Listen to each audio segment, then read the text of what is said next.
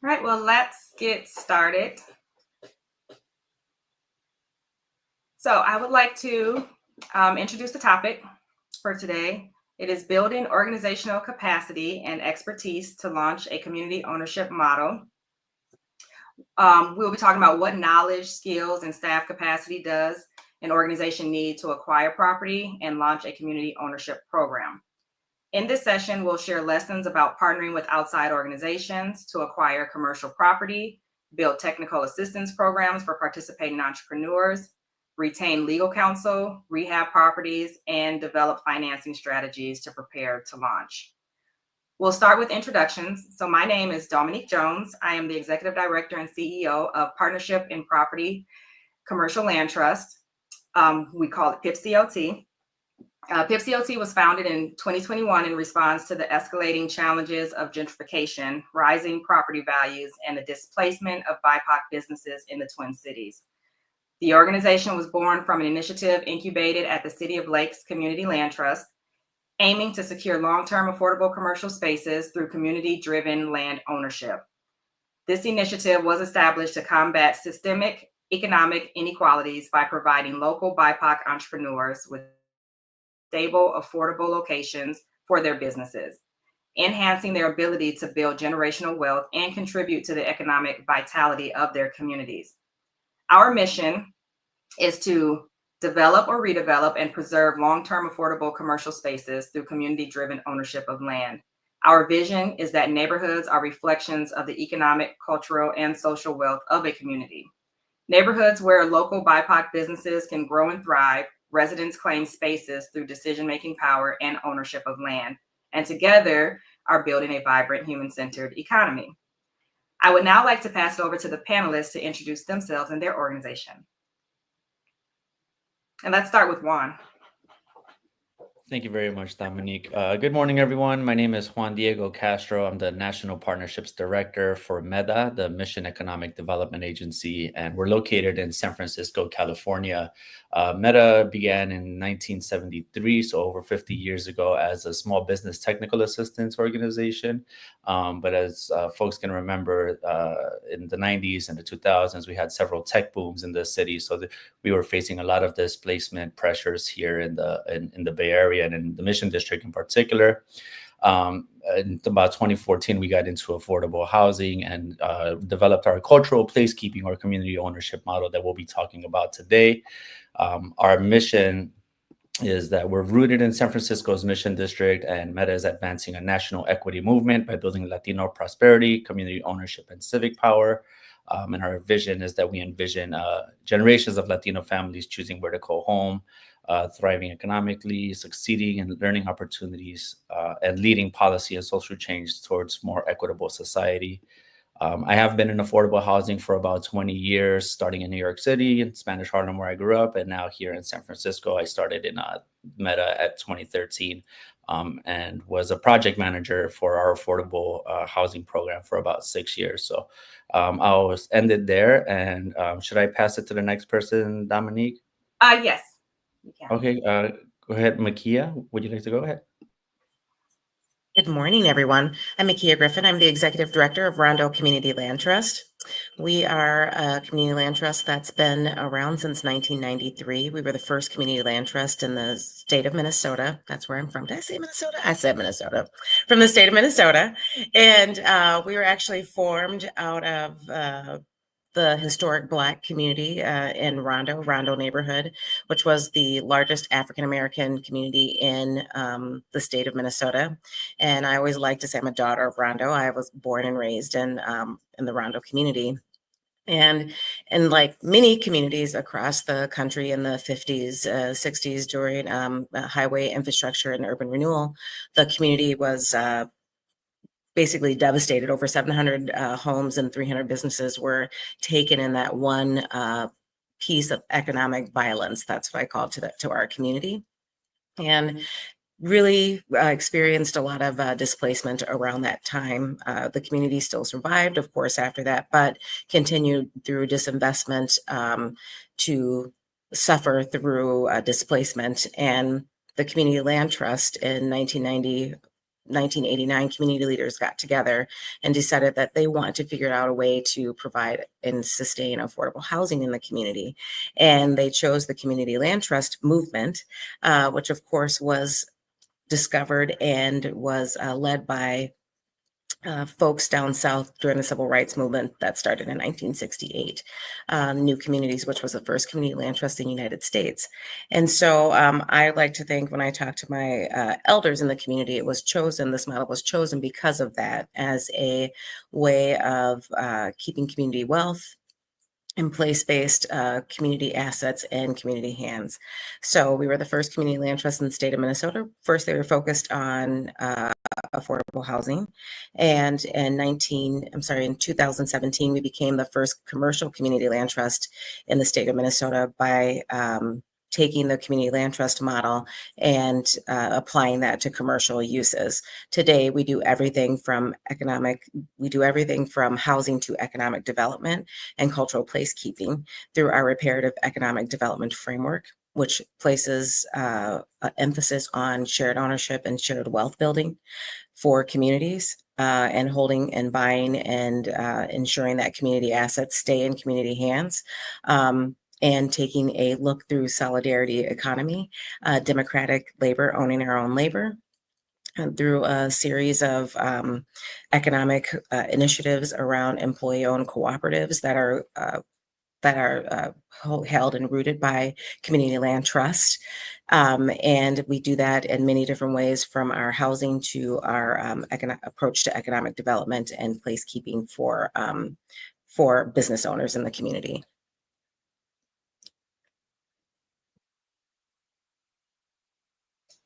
Thank you, Mikeya. We'll pass over to Abdullah.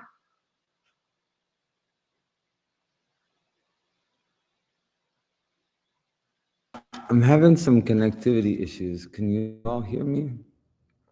Yes, we can hear you. Okay. My name is Abdullah Elias. I am the director of Mangrove FC.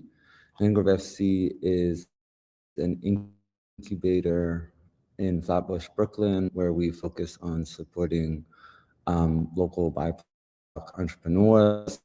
It's set inside of the Flatbush Central Market, which was formerly the Flatbush Gateway Market, which is a historical legacy market here in Flatbush, which was started by the first Caribbean council member, Dr. Una Clark, in the late 90s. We have 28 legacy vendors, which have been with the market since the beginning of the market, and they continue to be in the space here. I was a part of the redevelopment team of this space, where we started to think about what the future of the market could look like, starting in 2017. And we rebuilt the space to accommodate facilities to do production around design and food, and do capacity building, business, cultural development, and in the arts as well. The space has been open only for 2.5 years now, but we've seen some really good impacts in the short period of time we've been open. Work directly with our vendors to think about supply chain, around how to look at developing new ideas, and a lot around food and for early stage food entrepreneurs. So we have a commercial kitchen, which has 42 members, all of which are local to the area. We provide subsidized rates for people that live locally and people that live in New York public housing. And then we also provide space for food hall vendors that are early stage food businesses, as well as pop-up markets inside of our space. Thank you, Abdullah. That's well, thank you to all of the panelists. Really appreciate your time and you sharing your wisdom and experience. For those who came in a little bit after the time it started, I would like to reintroduce the topic, which is building organizational capacity and expertise to launch a community ownership model, and what knowledge, skills, and staff capacity does an organization need to acquire property and launch a community ownership program. In this session, we'll share lessons about partnering with outside organizations to acquire commercial property, build technical assistance programs for participating entrepreneurs, retain legal counsel, rehab properties, and develop financing strategies to prepare to launch. My name is Domonique Jones. I am the Executive Director, CEO of PIPCLT, Partnership and Property Commercial Land Trust, and I will be the moderator. So let's jump right into the panel discussion. Our first question is around foundational knowledge and skills. What are the critical knowledge areas and skills necessary for an organization to effectively initiate a community ownership model? And really, any of the panelists can just jump right on in.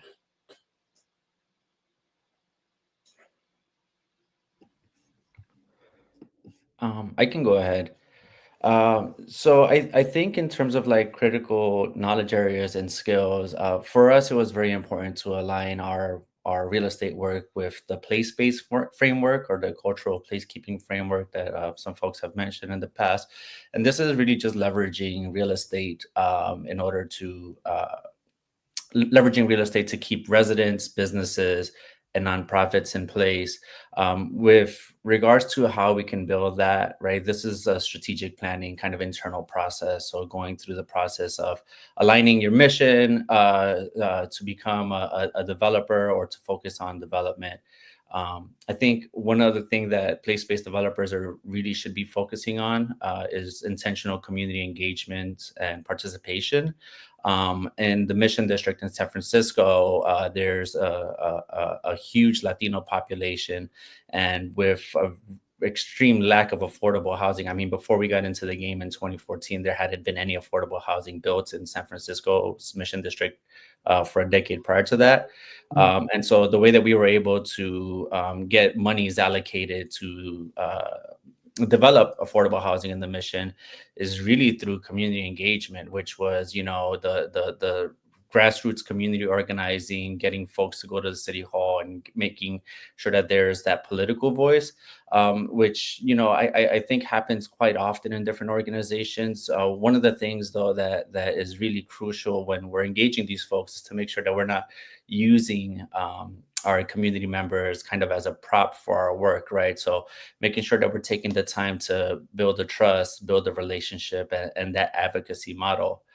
Meta in particular, we have been serving small businesses since 1973. We started doing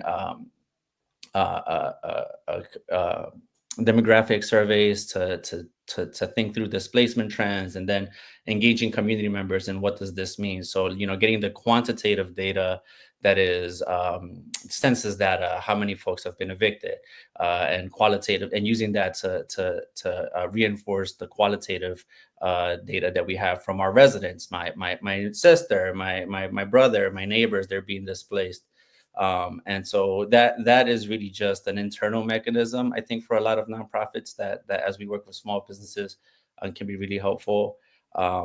Next, I'll just say, like, getting a real good market analysis to make the case for your neighborhood. So in the Mission District, we work with NALCAP, the National Association of Latino Community Asset Builders, to do a displacement study. And what that displacement study showed us was that in the 20 years between 1990 and 2010, 25% of Mission District Latinos, or 8,000 Latinos, have been displaced. And so we actually use that data to go to the city and make the case for our for the Mission District in particular. So I think, like, reaching out to these national nonprofits that have that kind of capacity is a good way to build that skill. LISC does it. NALCAP does it, and a few other folks. And I think the last thing I'll say here, in particular for internal skills for an organization I have, would be really developing your board and governance capacity. So part of my work in the National Partnerships Director is to build organizational capacity for nonprofits across the country who are interested in getting into real estate. And what I found through this work was that many developers, whether it be in rural or urban areas, can sometimes find it difficult to find that specific board capacity. And I'm talking about like folks with affordable housing development expertise, feasibility analysis, risk management, like all those things are really important to have on your board. Just because whenever we're thinking about acquiring a property, you want to make sure that you have those checks and balances from all those different fields. And it's one thing to have consultants to talk you through this work, and that's always like an external support.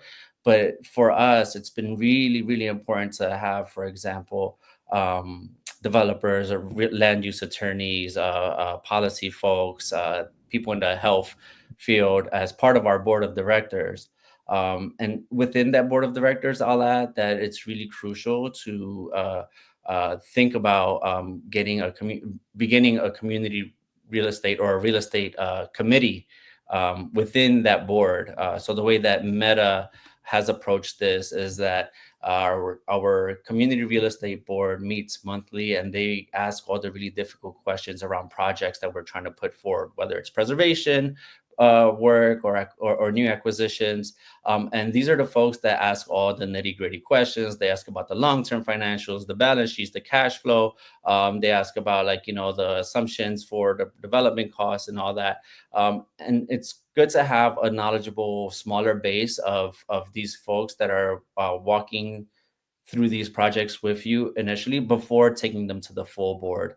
Because what I've experienced in the past at Meta, and also what I experience quite frequently in other organizations that we support, is that they have their full board of directors as part of the acquisition conversation, and then you have a really unfocused discussion on what are the approval guidelines for moving a project forward.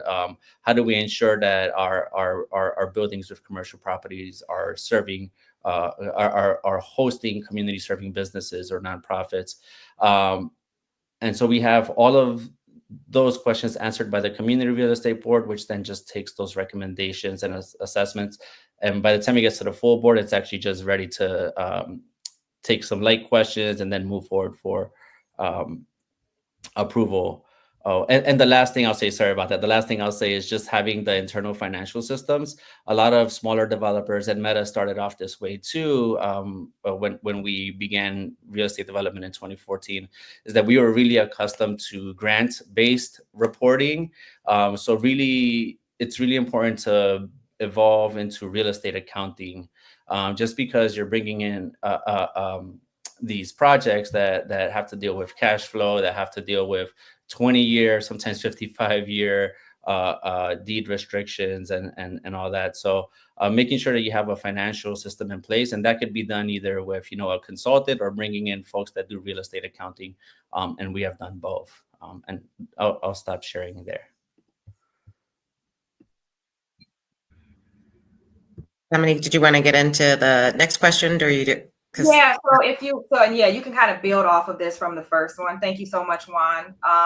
And so the second part of that question is, how can these skills be cultivated within the team, and what external expertise might be needed? So if you want to kind of add on to that, that'd be great. Sure. Thank you, Juan. That was really great. And all of those things are important. And I think internally with your staff, Rondo Community Land Trust, we've been in the development space in the affordable housing world. And so when the organization took on a very big mixed use development, they had to change, everything from their accounting practices to who is at the table, and from a staffing perspective. And so I came in on the tail end of that project being completed.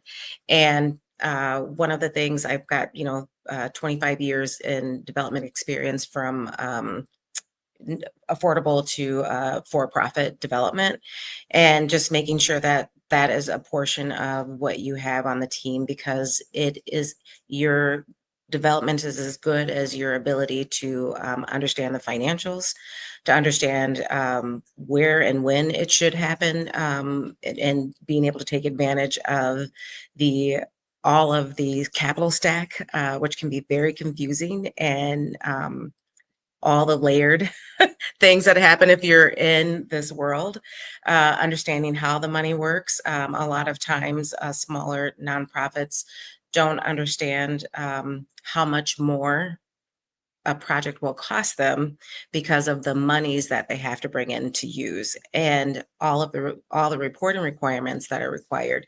So compliance, understanding feasibility, and some of that can be done with a consultant, but I found that better moving forward in-house for us.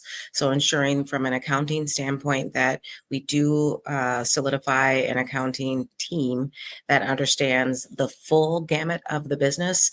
Our legal team, which needs to understand our subsidiaries when we decide, when it's important to do a subsidiary in an LLC to protect your assets and protect the organization. When it's important to bring on the risk analysis from an insurance standpoint, what type of commercial work you're going to do, if you're going to be the developer, if you're going to partner with another developer, being able to understand all of those things, and a really good project manager. So it's a combination of all of those things. And really, again, being able to go in and to quickly be able to do that and understand the feasibility of a project. And in our cases, because we are sometimes preserving assets in the community, and those assets that need to be preserved in the community, they're not going to cash flow. They're not going to make sense to buy to anyone else, but they would make sense to buy for us because we want to make sure that that we preserve the assets in the community, and that we're supporting whether it's a business that's transitioning out. We've purchased a coffee shop, we purchased a dry cleaners, and for redevelopment and or to keep it. And if you're, again, all the environmentals, so just really having folks on staff that can either understand the process from closing to negotiation to closing and project managing all of those things, and to be able to either oversee the consultants that you would bring to the table to help you through your pre-development phases. And then we can get to the end of this when it's like, okay, project's all done now. Are we selling it? Are we, what are we doing with it? Are we going to manage it? What does that look like? And that's a whole nother set. So we've been building the internal capacity here at Rondo Community Land Trust over the last few years to build out a full real estate development arm of the organization. And we've been really great at the affordable housing, single family, infill site build. And now we're moving into large scale development in terms of, acreage, and how we move forward on that. So just making sure that we have the staffing available on our staff to be able to do that. I just wanted to jump in here too. So I think one of the most important things from working and building spaces like this is that you need to build them with people and not for people. That's the number one thing. Like, listening is so important. Don't take a feeling off of anything. Everything has to be based off of people with real lived experience on how things work. Hiring the right people for the right jobs. If you have an operations job that needs to serve that function, they need to have a background within that field. So like city planners and people that are working in whatever industry aren't going to know how to run a market. You have to work with people that are working inside of a market to do that. And working with city agencies is super important. So around compliance, working with DOT, DOH, every D in the book, DOB, all of them, to really understand that when you're building the space that you're building, it's fit for purpose. You don't run into issues later on, because it's very easy to do so, especially when you're dealing with things around food or things around health and safety, working with young people, working with people with health and other mental health issues. All of those things have physical requirements as well. And I think like building a team, like you said, Juan, around building a team that understands these different elements is super important, and that really comes down to like every step of the way. So I think one of the benefits that we've really had is like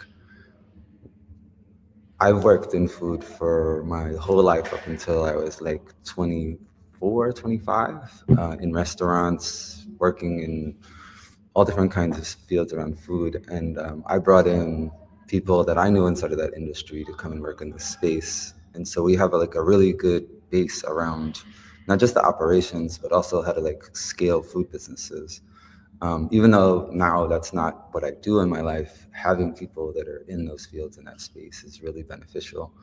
And we also had really amazing architects that we worked with that listened and measured the people that were inside of the space to think about how they physically moved inside of where they were doing and thought about those parts of it, which I think are super beneficial.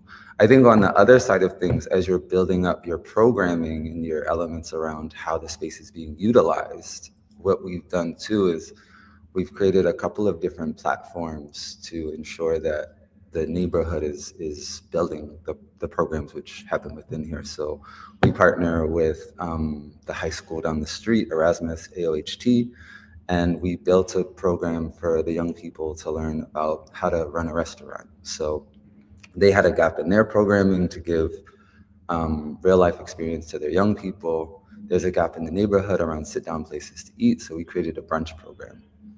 And that brunch program, they built the entire menu themselves. They got real life experience about how to build supply chain, how to work with purveyors, how to do their sales, all those things. And then from that, we also worked with people inside of our community that had waste products. So we worked with a butcher who has a lower cost of lamb bellies. We turned that into lamb bacon because the young people wanted to make sure that it was accessible.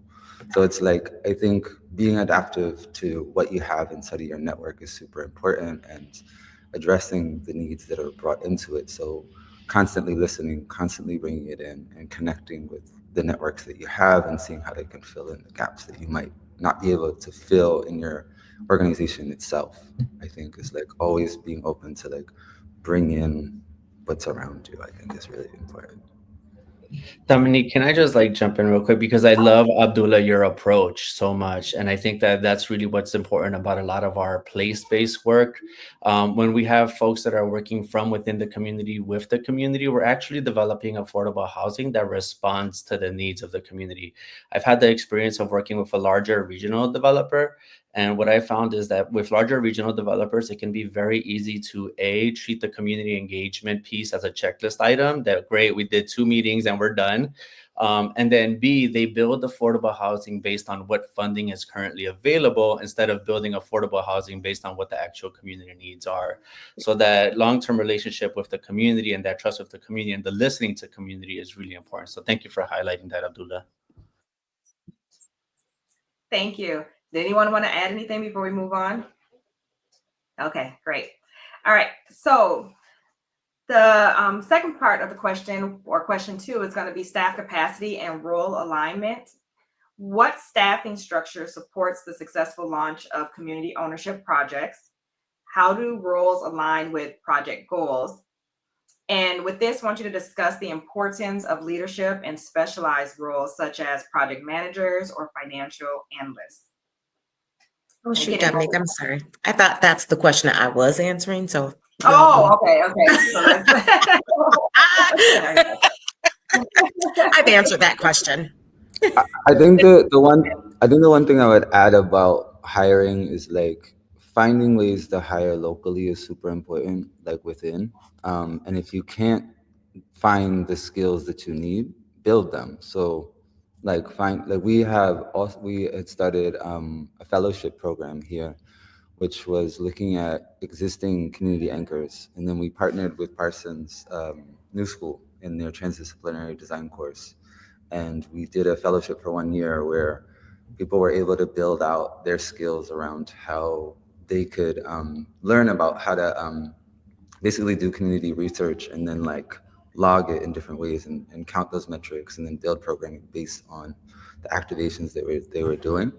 So I think one of the things that we're really trying to do is like, there might not be every little piece in the neighborhood, but it doesn't mean that they can't be either. I mean, like, we have a young person that was working with us who literally lives 2 blocks away. He studied planning at NYU, and then he went on to work at the mayor's office, and his first job was here.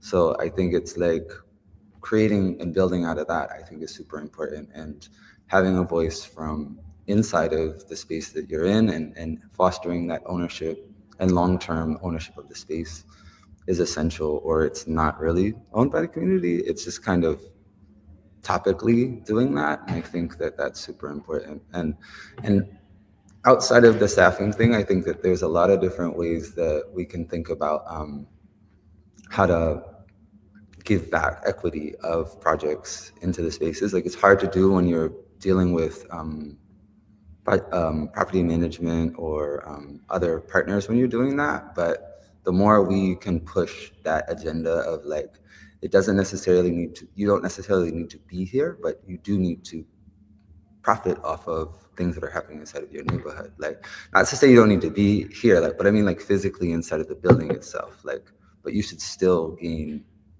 some proceeds of new things that are happening inside of your neighborhood because you did invest in it. So just wanted to put that out there outside of the staffing thing. Awesome, Abdullah. We 100% agree. We don't do everything and can't. We do start with the community first to see if there's someone that can help fill a consulting need, or just if we've got money, I want to, that solidarity economy, we want to spend it in the community first. And then if we can't do that, then I'm really looking for minority owned businesses. And then after that, so we have a triage from a way of how we look at the work internally. And if we've got development projects, or when we have development projects, we are really, really trying to do our best to ensure that we are working with folks that are in the community to be able to financially benefit as well. Because no one's here we can't do everything, and it does allow for people to have a sense of ownership, whether we're working in the Rondo community or we're working with our folks on the west side or our folks on the east side of the city or other places in the county that we work in. And that's how we really, really focus on our place-based missionary work, and not missionary work, because we're not missionary, but our mission when we do that. It's really, this really is about wealth transformation for as many underserved communities that we can help bring together in solidarity, that we can come together, because the better we do, then the better it is for us. So collectively. Yeah, Meta started in 2014 doing real estate work, and I'm going to say something that's probably very unpopular, but this is what happens when you work with a small organization that's an emerging developer, right? When we started our work, we didn't have any funding for affordable housing or any goals for affordable housing, but we did have this market study that was in place. We did know that there were displacement trends, and we knew that there was a movement within the Mission District with both nonprofits and community members to push for affordable housing.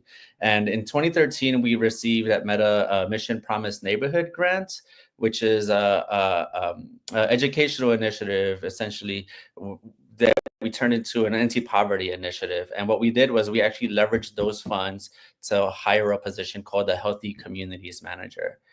This was kind of a way to leverage other funds not having to do with housing to get into housing. Talking about or building off of the board capacity piece, we actually hired one of our board members, Caroline Feng, who was on our board for 9 years already, and had about 2 decades of affordable housing development experience to do this work. So when Meta started, we had one community, Healthy Communities Manager, and one community organizer. That's all we started off with. And so I'm saying that it's unpopular because really you need a fully built out team in order to do this work. If you have somebody that's a director doing the project management component of the work, then things are missing out in terms of like finding financing opportunities, building partnerships with lenders, building partnerships with city folks to make sure that the project is moving forward. When we speak to emerging developers about what staff they should consider having on hand when they are starting to launch their program, clearly you want a director that's going to be able to have the policy know-how, be in the loop. Ideally, you have somebody that's from the neighborhood or in the city at the very least.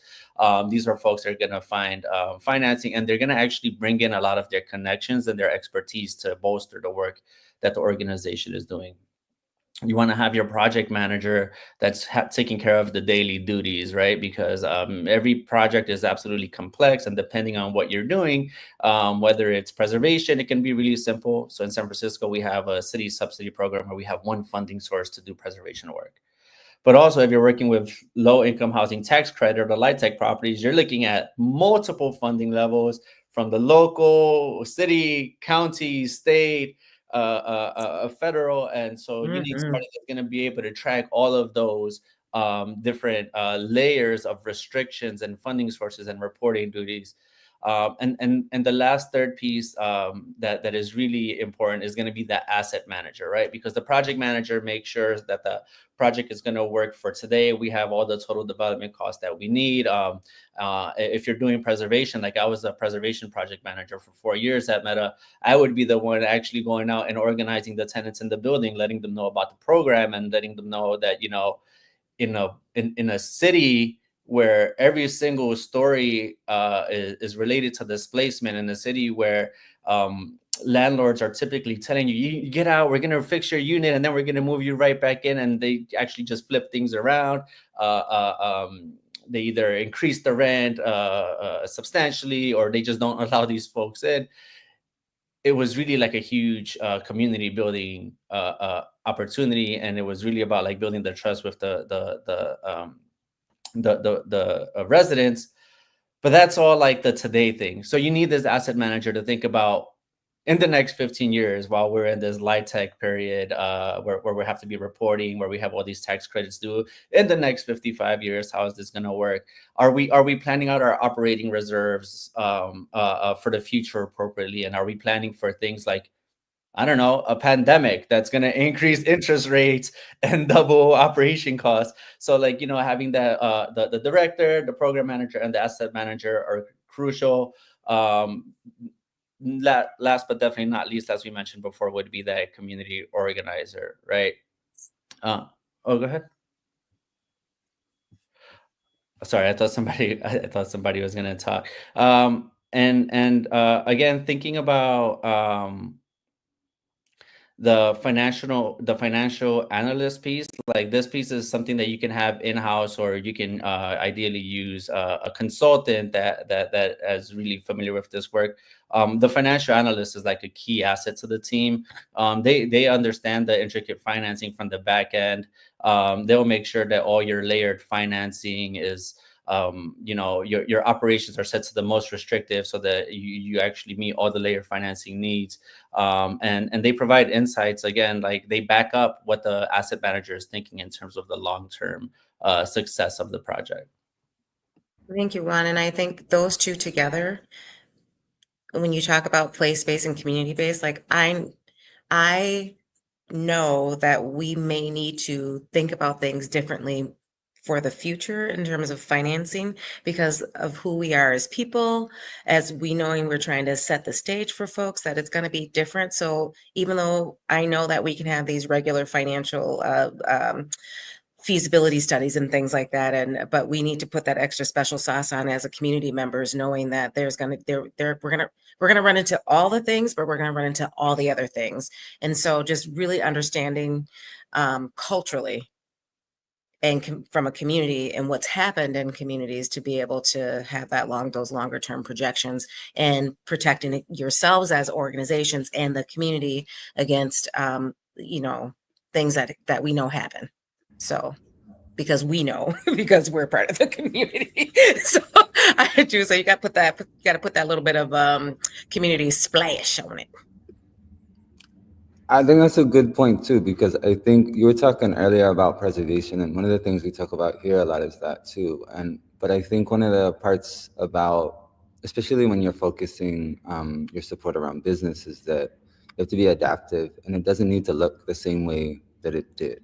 You know, like preserving the ethos and the culture of a space does not mean that you need to preserve the literal, this is this thing. It's like, as we adapt, especially in retail and sales in that way, like thinking about how business moves and those parts, like you have to be adaptive to that. I just wanted to add one more thing around the capacity building. Like we're doing a lot of work here too around looking at kind of breaking down the opacity around urban planning and how to do development. So we have courses here for young people where they get paid to learn about architecture and city planning and design. And I think like the more we can get people from neighborhoods that need it the most to be inside of those positions, the better we're going to be, and maybe the less dependent there will be on BSOs and things of this nature, where people can kind of take control of these things themselves.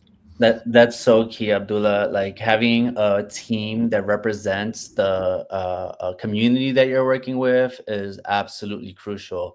And we've done this intentionally at Meta. I mean, I'm happy to report that we're a 93% BIPOC real estate team, right? Which is dope, because what I see when I started that work was that every space that I entered, we were the only brown people in the room. It's like a lot of the regional developers who run a lot of the politics and the show and the money, like they're older white folk that are thinking about our communities as a charity case versus thinking about our communities as an empowerment tool, right? So having that representation is helpful. I remember my dad, when I left one of my jobs, he was like, hey, I just want you to understand that you're leaving this job as a developer, and you're the only link to all those millions of dollars that the community has, and they trusted you to do that. And that was like really impactful. I still left that job to come back to do this, but it was like really impactful because I think that that's super important. And, in terms of building capacity, Abdullah mentioned, I think, like building the capacity within. Like I started at Meta in 2013. I was managing our housing opportunities program, which was, financial coaching for homeownership, for rental. And in 2017, I got the opportunity to become a project assistant at the real estate program. And so they just built off the mortgage analysis, the legal document knowledge that I had. And they trained me. Like I didn't go to school. I didn't go to like urban planning. I didn't have a master's in all these things. So we had to learn on that job. And so really thinking about how you can build off that internal capacity is also really crucial for a lot of our smaller nonprofits, or emerging developers, I should say. Well, thank you so much. We're going to move on to the next question. And some of you have touched on this, but we're going to talk about partnerships for property acquisition and management. Share experiences or lessons learned from partnering with other organizations to acquire and manage commercial properties. How do these partnerships contribute to the success of community ownership projects?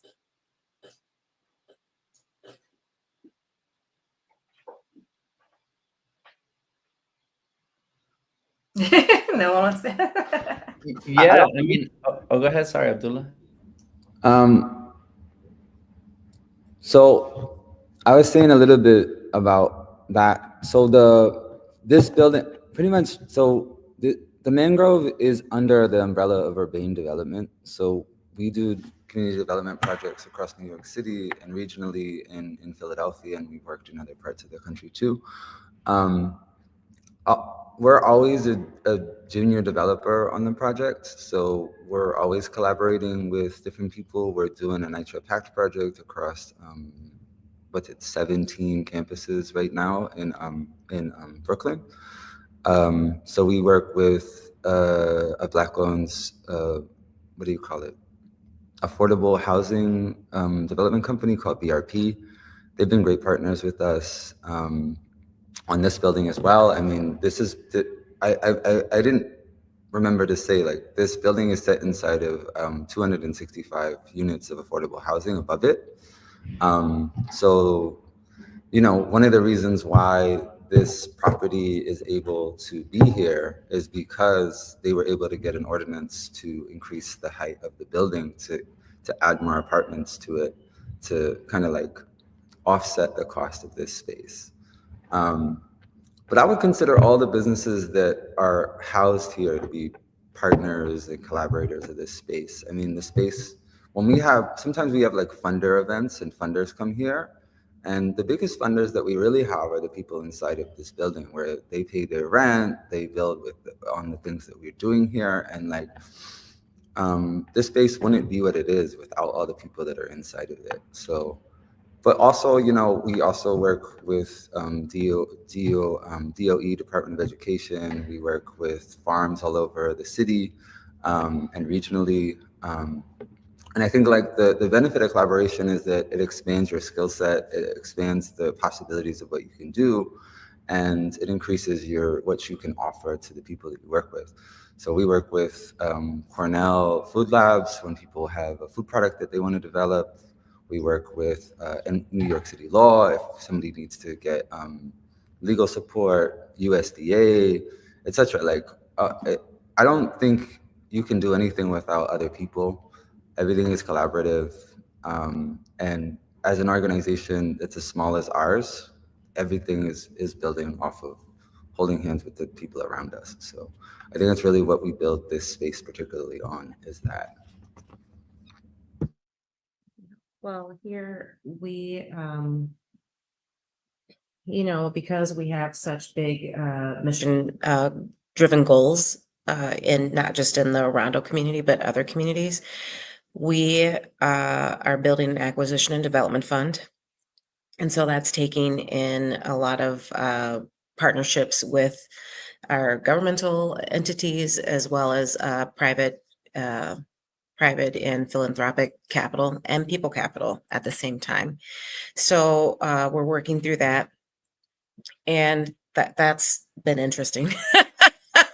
And we're enjoying that. So that's one thing that we're trying to do, so we can respond to the market as quickly as we possibly can in our situation here and particularly in acquiring. We work with our local, we have a land bank that we work with. So we're able to capture and acquire that way. And then we work with some of our other local lenders, people like LISC, things like that, who are willing to kind of jump in and give lower cost program related investment dollars for us to, you know, hold and be able to put it in our development pipeline. Then we are also working with emerging developers.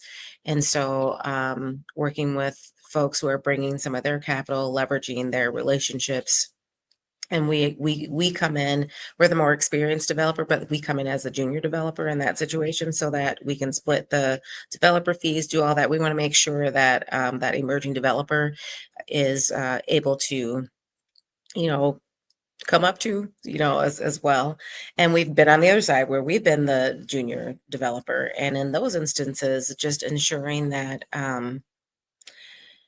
you're mission aligned enough and that it's documented. Those are lessons learned to ensure that your memorandums of understanding and development partnerships are really rock solid, because you know, sometimes things get tricky and you're like, hey, but this was in the thing.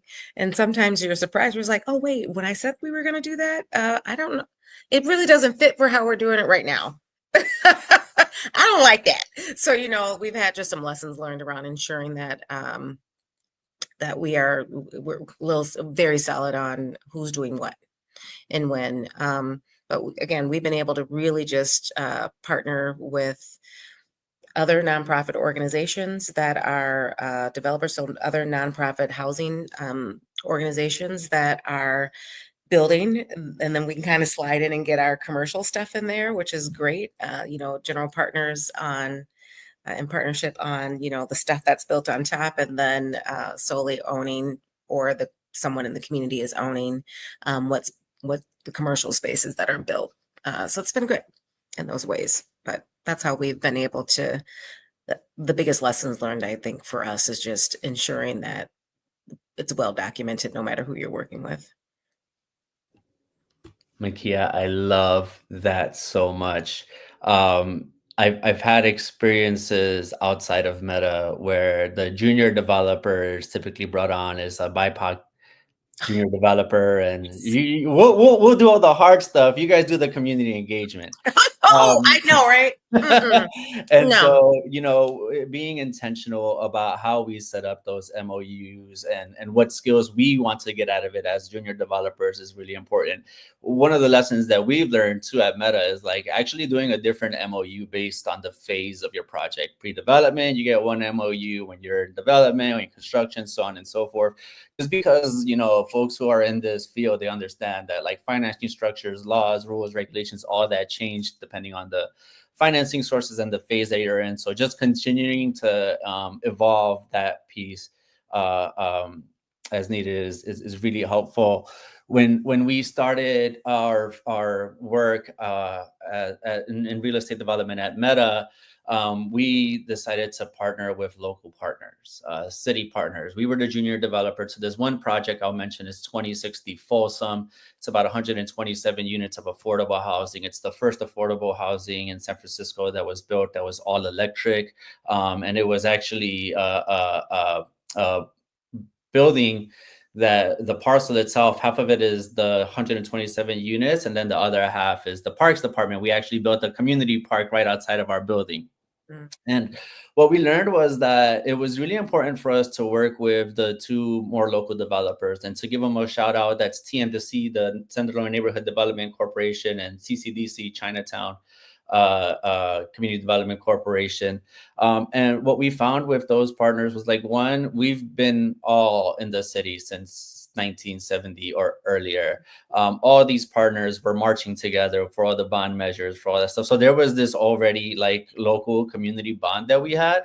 Additionally, we knew that the local developers would have a really good lens on like the community aspect. They would understand what we need here in San Francisco because their neighborhoods were facing the same displacement pressures or similar displacement pressures. The last thing that is really intentional about partnering with local developers is that if you're doing light tech development, low income housing tax credit development, there is a huge opportunity for developer fees, millions of dollars of developer fees, which can be really useful in sustaining the work of an organization. If you partner with a regional or like national developer, then that money leaves the city. But if you partner with local developers, you keep all of that money in the city, right? And so thinking about those partnerships from a developer perspective is really important. We are blessed at Meta that now we're the senior developer and we're bringing on junior developers that are like Black-led developers, which we don't see out here at all. To work on bigger housing projects and using the same experience that we had, right? So there is that aspect of paying it forward. Great, we got all this knowledge to do preservation. I work with an organization, I helped them buy their first 3 buildings, and we're doing that with other folks. We built up our knowledge in production. Now we're getting, now we have this like incredible Potrero Hill bus yard that we're redeveloping, and we're bringing like 2 local Black-led developers to learn on this, right? In addition to the developers, because right now I'm just focusing on the developers, the folks putting this work forward, city partnerships. City partnerships are so crucial. In San Francisco, it might be a bit unique because we're both city and county of San Francisco. And so we have a smaller field to work with. It sounds like it would be a lot easier to work with, but it just makes the local politics a lot more challenging in some places. And I use the word challenging because it really does take some tension to build a partnership. I'll end by sharing this example. I mentioned before that we did a market analysis. I mentioned that we lost 8,000 Latinos in the mission. That was 25% of San Francisco's mission district population. We brought this information to the city of San Francisco, and they asked us to not tell anybody what we just learned, because then they would show that these neighborhoods are not being taken care of appropriately, or they're being underserved. And of course, Meta being the good partners that we are, we turned around and we told everybody in the whole wide world that this is happening, okay? Because the reality is like, it's so important to push the city on their status quo because they actually don't have the ability to do it themselves. Out of that tension came the small sites program. And Meta, Mission Economic Development Agency, we're such strong partners with the city on the small sites preservation program, which focuses on preserving affordable housing buildings. And we take a primary focus on mixed use buildings, which in San Francisco's Mission District corridor, it's typically like storefronts on the ground floor, and then on the higher floor is residential housing. What we found is that in addition to getting city dollars for this affordable housing component through advocacy, we also ended up working with the city to develop the guidelines for this program, which is incredibly helpful for local nonprofits because you get a community input there. We also found that we were able to find more resources. So in 2014, we legislated the small sites. We got it passed through legislation. Beautiful. Congratulations, everybody. We have this program. We don't have any money to do this program. So then the following year, we worked with our city partners and also with our local community partners to move forward a bond measure to actually fund this work. And because we've been able to work with the city, because we've been able to share that, our intentions are to make sure that we preserve as many units as possible, that's actually helped us create an environment of flexibility. We are supposed to be within the guidelines of small sites, which is your buildings are no smaller than 4 units and no larger than 25 units. Our smallest building is 3 units. Our largest building is 71 units. And so because we've been able to have that relationship with the city, because they know that we've been able to manage these programs or projects efficiently, they've been flexible on the guidelines. And like today, Meta owns 90% of the small sites in the city of San Francisco. Awesome. So like having that relationship with the city is important because, again, even though it can be tense at times, sometimes that brings out really positive results, like being an active participant in the development of these programs that support our cities. I'm just gonna. Oh, go ahead. I'm sorry, Abdullah. I was just realizing because I'm not on that side of the deals. It's like award ceremony that shout people out. Yeah, the EDC, the mayor's office, and many council people and city government people were involved in ensuring that this facility was built. We worked directly with them. They gave us a lot of money. We got bonds from state and city bonds to build this site. So yeah, super important. I'm not usually involved in that, so I always forget about that, but yeah, thanks for reminding me. Thank you. I just want to say from the data, we were here in the Rondo community, we were able to use data where 700 homes, 300 businesses were lost during just the construction of Highway 94. Out of that and advocacy, we got the Inheritance Fund, which is a down payment assistance program that the city specifically for families that owned properties on Highway 94. And then we have our right to return. So we were able to get two portions of legislature were able to support specifically for these I would call it reparative harms, like repairing past harms, by using that data and pushing it and becoming and partnering with the city. So we actually we advocated that the city not be the one to identify who gets, because you're the government. The community should be deciding who were the people who were displaced or not. And so we verified descendancy in partnership with the Inheritance Fund. And then our right to return, we were able to get a significant amount of money from state legislature a few years ago to forward folks who want to come back to the community, whether they want to be in a business or whether they want to be in housing. So we have first right of refusal in any of our spaces for Rondo communities in Rondo. And so they'll just advocating and getting the community together and having community voices heard. What's actually come out of that now is our my Latino brothers and sisters over on the West Side. We were able to advocate for them because they were displaced from the flats. So now the Inheritance Fund has grown for that. And then we are supporting them in a community-owned effort specifically for those for businesses in the community. So it's exciting to be able to do that kind of work and how data can support your work and your partnerships. Well, thank you all so much. So we're kind of getting over in time, but I do want to just say we have a couple of questions, but I want to encourage everyone to please submit your questions in the Q&A that will be coming up shortly. Moving on to the last question. How can organizations measure the impact and success of community ownership models? And this is an open discussion.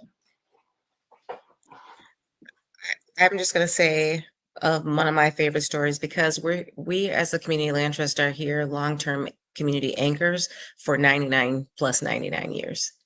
And we had a homeowner.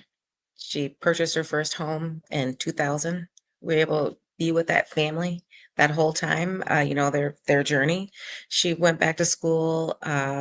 She earned her PhD, and now she runs a Black-owned therapy practice out of our commercial development in the community here in Rondo. Now, those aren't metrics per se, but those are metrics per se, because that is the ability of what we can do by bringing affordable commercial development to communities, not only in housing to help people move along their economic continuum, but also providing place-based stuff in the community that people want.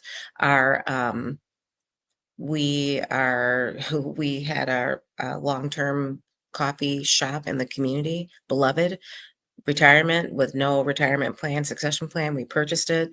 We're reopening, launching two buildings, and with this concept, it will employ 25 to 30 people from the community. Those are metrics about how we can help people move back and forth along their own economic continuum. And this will be an employee, community-owned, cooperative coffee shop.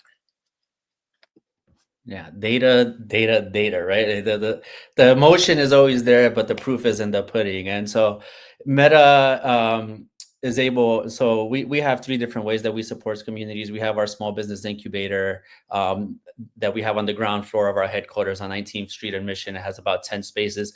Typically, the way that we measure success is how many of those small businesses end up at a brick and mortar, which we've had several of those stories, and even some of those graduates go to our small sites buildings or our preservation buildings to have the brick and mortar. So not only do they have a personal space, it's a permanently affordable space. The second way that we measure impact is, I'll talk about our small sites program. So our small sites program hosts, it's 40 buildings total. It hosts about 60 commercial units within those.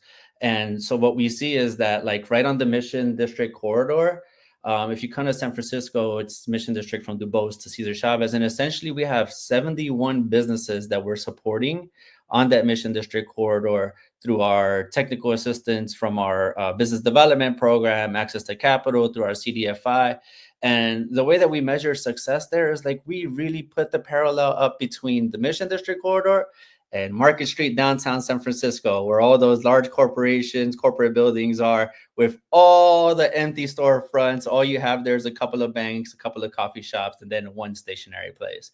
So seeing how vibrant the business community is in our neighborhood is also a measure of success. And then lastly, I'll also mention that in our LIHTC and our low-income housing tax credit buildings or production buildings, we are hosting right now 10 community partners in different buildings. And that's a mix of early childhood education centers, cultural arts centers and stuff, and youth serving organizations. And so we measure that success by being able to bring back a lot of organizations. There are organizations that we're hosting in our buildings that were evicted from the Mission, couldn't be in the neighborhood, and through these real estate, affordable real estate that we have, we brought them back. Meta itself was evicted back in 2010 from a community building in a bank building. I'm not going to say the bank because they're a funder now, but but we got evicted. And so the way that we measured success was we used new market tax credits to buy our Plaza Adelante space. We used the tax credits to build to have that 3-story building be the ground floor, be our small business incubator, and then the second 2 floors, we actually created spaces for nonprofits to operate in. So being able to make that space for the community, being able to measure the actual businesses that are active, productive, measure the business taxes, the sales taxes that are coming in. All of those data points are really essential to kind of think through how our preservation and support of all these small businesses is being effective in the neighborhood. So I think we take both like a quantitative and a qualitative approach. So we do interviews regularly with our stakeholders, but also, well, one of the things we're going to be doing this year is developing impact metrics that are led by the people that are working here. So value-led metrics as well. So we're creating a couple of different probe tools, design probes research probes that we can start to gather up what it is and how they change throughout the periods. We also use a lot of revenue-based metrics inside of this space because we use different management systems and collective POS systems so that we can see the how people's revenue is amplifying and whatnot. We also, with subsidized users of this space, they have to provide their tax returns from each year, so we can see how the growth happens there. And then we also base it on events and programming that happens in the space. But I think one of the things that we're really interested in here is that because this space doesn't necessarily make economic sense, it makes more cultural sense than it makes economic sense. What are those values and how are we tracking the impact of them long term, and how do we foster them to continue to grow in those spaces? So this year especially is going to be a time where we're going to really try and codify those things and build in tools that can continue to track them and see how those spaces grow. Well, we do have some questions. Thank you all again, panelists. The first question is, do you do surveys of businesses too, to get a sense of displacement? The second question, and I can ask that again, but how do you see municipal governments taking a more proactive and affirming role in supporting the type of work you all do? This may include regulatory updates and funding resources, but the person is wondering if anything in addition to those things. And I'll also put these questions in the chat.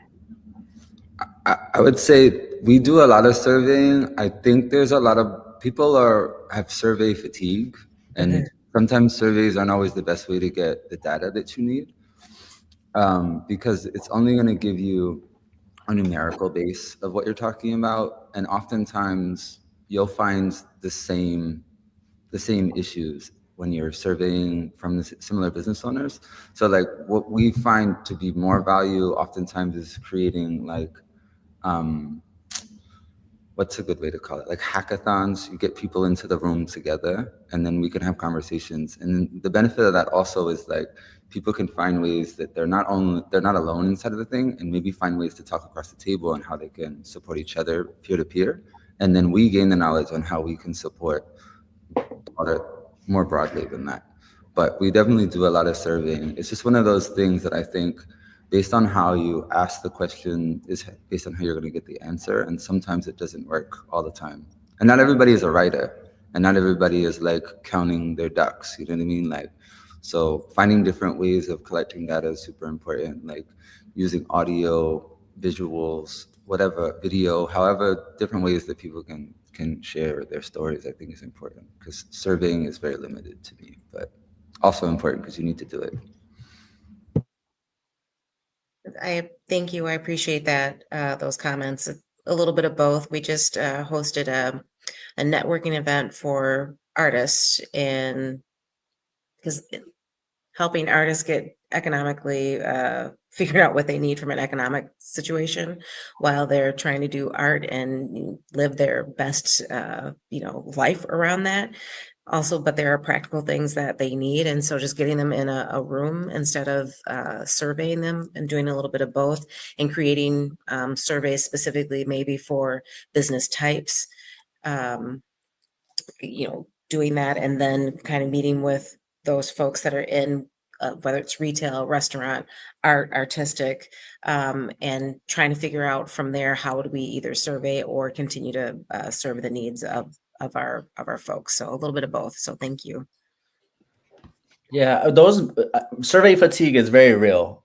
We have our small business development program, though, that the way that they approach their surveys is that they do regular, like yearly, bi-yearly corridor walks, and they speak to the businesses and just kind of keep them, one, updated on any policy changes that are happening in the city, but also kind of reassessing everybody's priorities. And like, not only does that bring good data in, but it also builds the relationship of the businesses with the nonprofit, and it shows that there's some sort of continuity of support there.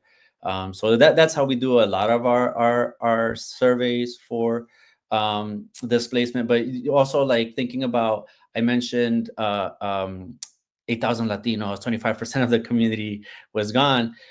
What we've done is we've also on the residential piece, we've realized that now, after 10 years, Meta has either created, preserved, or are in the pipeline about 2,600 units of affordable housing.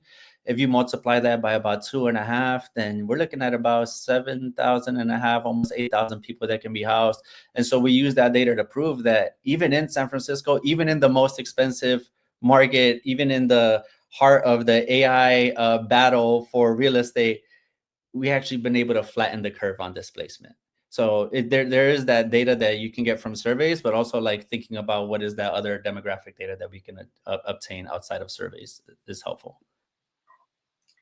Well, thank you again, panelists. This has been a wonderful discussion. I want to summarize up some key insights from the discussion. What we've heard was strong project management and building strong partnerships with community stakeholders are critical. Really make sure you know who is doing what in your organization.